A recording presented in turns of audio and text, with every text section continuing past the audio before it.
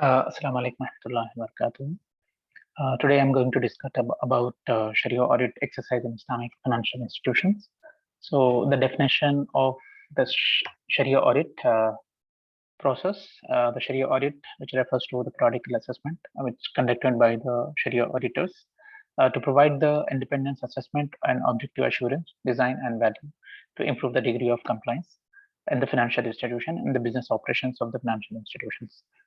Uh, and there are different type of audits which are performed by any financial institutions, like the performance audit, tax audit, and the environment audit, and etc. And including that, for Islamic financial institution, the Sharia audit is the additional part of audit.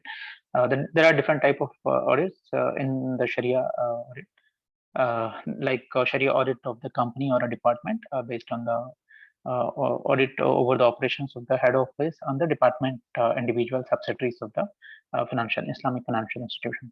And also the Sharia audit will be performed the product development process and the products which are developed by the Islamic financial institutions. Also the Sharia audit of delivery channels to make sure the Sharia compliance product which are developed has been implemented, and the execution of those products, the Sharia principles are considered. The scope of Sharia audit is like to make sure the process and the product performed and used by the bank, financial institution should be Sharia compliance, which involve the Sharia compliance issues, such as audit of the financial statements of the financial institution, and the compliance audit on the organizational structure, people, processes, and the IT applications of the financial institutions. So, and also the review of Sharia governance process, which is being used by the financial institutions. Sharia audit methodology and the framework. The framework comes from the basic Islamic roots, which is Tawheed, Risala, and Akira. So every person and the institution is responsible and accountable to the God. So based on that, the Sharia governance framework and guideline and the methodology has to be followed as per below, like understanding the business and scope of Sharia audit universe. So the second is identify Sharia risk events, which comes in the business operations, daily business operations, and develop the Sharia audit planning procedures. So how the Sharia audit activities to be performed. Establish the audit sampling and testing policies.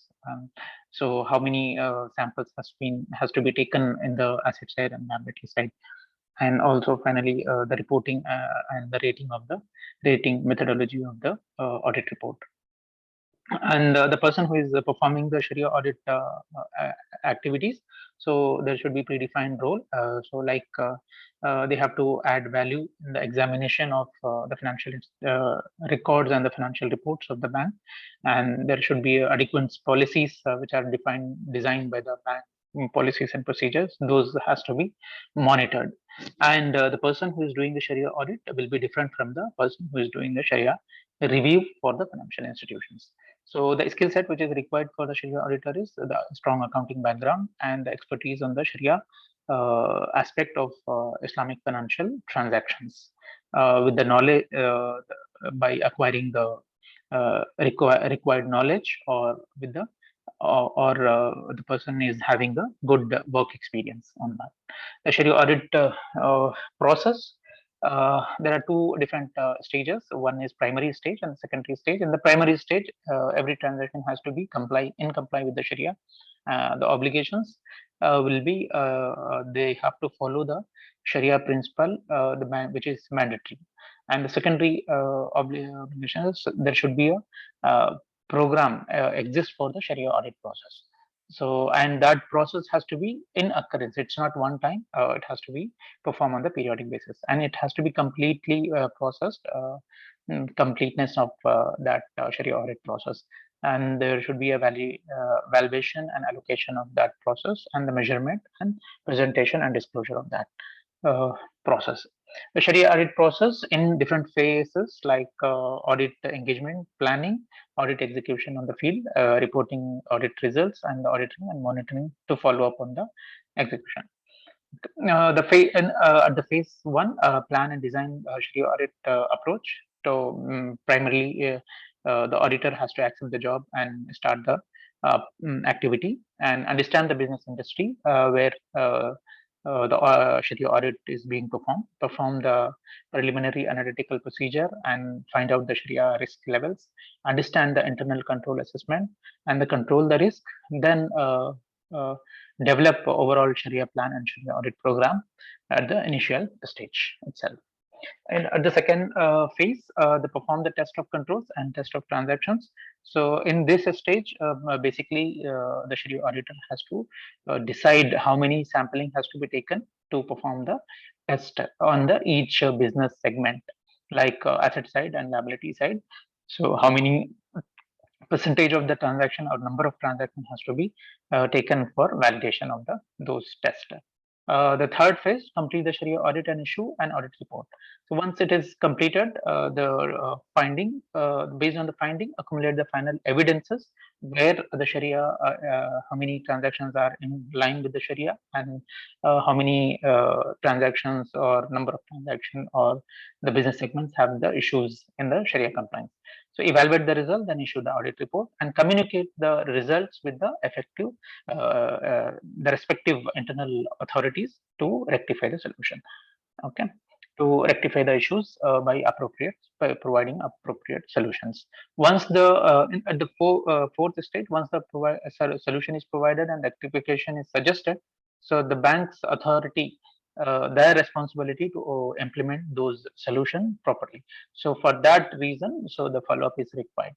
Okay, so there is a comparison between the conventional and the Islamic audit programs. So in conventional, there are only three parties, like entity auditor and one user, one user. But in the Islamic audit program, entity auditor and the broader range of users are required. In conventional, financial statement to be ascertained, but in Islamic, along with the financial statement, there are many like processes, contracts. Each clause of contracts has to be ascertained.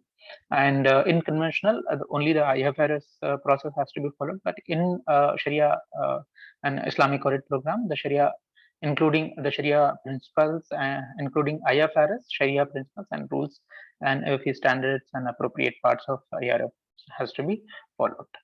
In conventional, sufficient and appropriate evidence are required, but in Islamic audit program, the Sharia supervisory rulings, fatwas in international and national levels, boards instruction has to be followed. And in conventional, standard audit report will be prepared, but in Sharia auditing program, more detailed report has to be prepared by the Sharia auditors.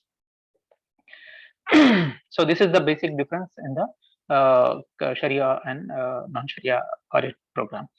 Okay, and in the Indian perspective, there are no as such the regulated Islamic financial institution or the banks. So all unregulated systems, there are independent authorities which are formed to advise the Sharia principle and Sharia advisory or Sharia audit program to deliver the Sharia audit program. So that is one of them is TASIS India, which is primarily it's a focus on the all Islamic financial institutions which are being run in the India.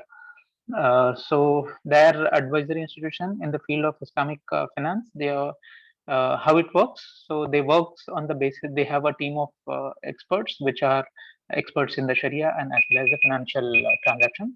So they take care, they issue the certificate for the institutions. Also, they do the regular audit program on those institutions. So this is the brief about Islamic Sharia audit program and the in the practitioner's perspective. This is all about. Thank you so much. Assalamu alaikum.